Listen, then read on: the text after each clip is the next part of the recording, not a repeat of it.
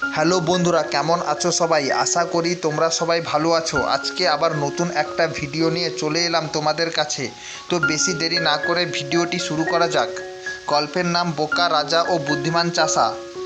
এক দেশে এক রাজা ছিল, যিনি নিজের বুদ্ধিতে খুবই গর্ব করতেন। তিনি মনে করতেন পৃথিবীতে তার চেয়ে বুদ্ধিমান আর কেউ নেই। একদিন রাজা ঘোষণা দিলেন, যদি কেউ আমাকে এমন কোনো প্রশ্নের ফাঁদে ফেলতে পারে, তাকে আমি পুরস্কার করব। একজন চাষা সাহস করে রাজদরবারে হাজির হলো।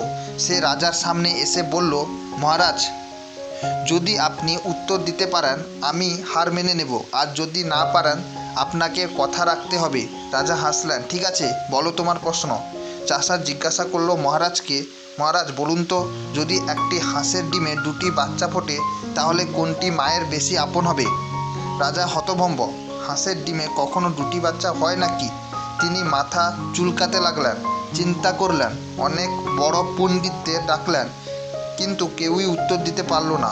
শেষ পর্যন্ত রাজা হেসে বললেন, চাষা, তুমি তো আমাকে একেবারে মাত করে দিলে। বলো, তোমাকে কি পুরস্কার দেব? চাষা মাথা নত করে বলল, মহারাজ, আমি শুধু চাই আপনি যেন কখনো অন্যের বুদ্ধিকে হালকাভাবে না নেন। রাজা খুশি হয়ে চাষিকে অনেক সোনা উপহার দিলেন এবং নিজের ভুল শোধরালেন।